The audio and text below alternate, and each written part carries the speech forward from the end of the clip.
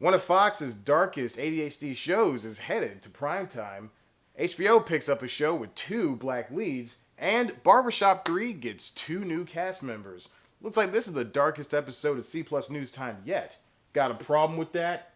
Didn't think so. This is C Plus News Time. It's C Plus News Time with your host, Chad White. Welcome back to C Plus News Time. I'm your host, Chad White, and this is the comedy news you didn't know about for the week of April 27, 2015.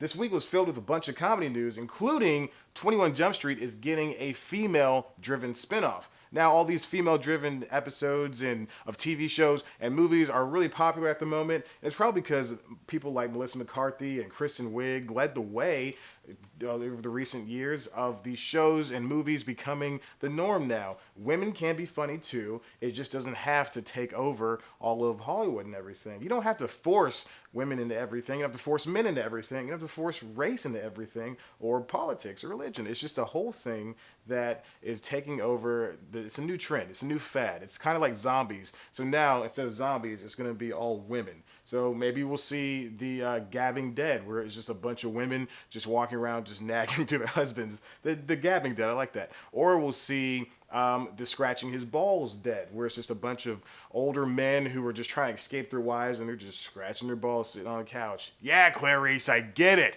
I know, I got to dig out the trash. It's a whole new fad, and we'll see where it goes. It's just like the superhero movie bubble. One day that's going to pop, and so is the zombie bubble, and so is the female bubble.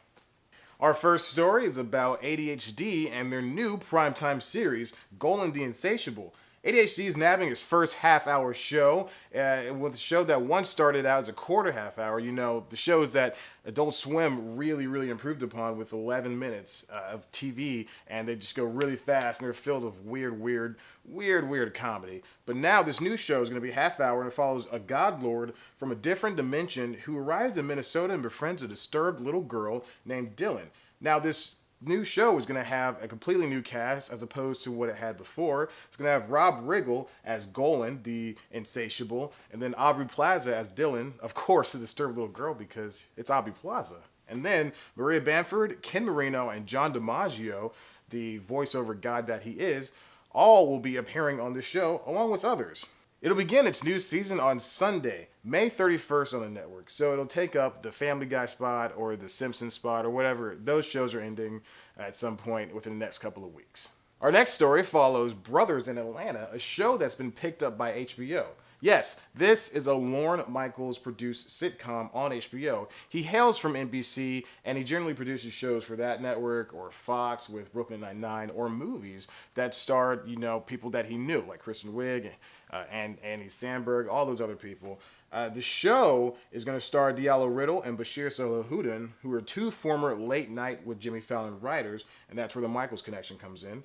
It's going to follow struggling and unfocused DJ Langston and dream-filled backup singer Moose living in ATL.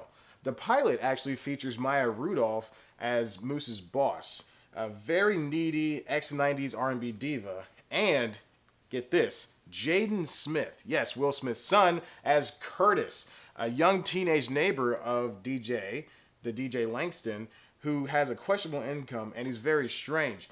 Now, understandably, these two characters were made for the pilot, but it's probably safe to assume they're going to be reoccurring characters, and Jaden Smith really fits perfectly in his role. He's a really weird kid, and he has questionable income. We don't know where he gets that money.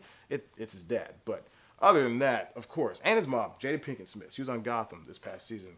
The pilot was produced in 2013 with a different story, but it wasn't picked up. But HBO really liked the two leads and the city of Atlanta, so they offered a retooling of it, and this is where we're getting the Brothers in Atlanta. Wait for the show to come out sometime soon.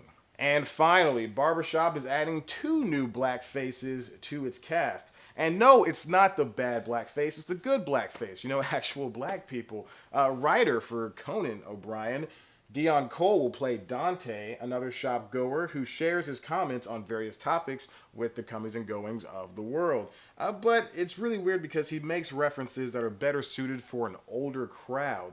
Now, Dion Cole, you may know him from Conan, of course. He's a writer performer on that show, but he's also on the show Blackish. He's really breaking out into an acting role. He's been doing stand-up for a bit now, but now shows like Blackish and a new show called Angie Tribeca, he's going to have another recurring role. And now this movie, Deon Cole's really making his stamp onto Hollywood. The other actor in the Barbershop 3 will be Common in a yet-to-be-named role. Common, of course, is getting into acting foray. He's started in Wanted and other movies of the sort, and he even helped out with the movie Selma. He won an Oscar. That's Common. Common won an Oscar. And Juicy J. Gosh, what a world we live in. Where Common and Juicy J. Understandably, Common won one, but Juicy J won an Oscar. Strange things. And that's all the news I have for you for C Plus News Time this week. It's a good week to be in comedy. And hey, why don't you stop by our website or subscribe right here? Oh, you can like us on Facebook. You can follow us on Twitter at C Plus Comedy. You can like our Tumblr page. You can follow me on Twitter at Chad Black White. And you can go to the website, submit something, get it done, get it fast, get it now. That's the new tagline. And we are out.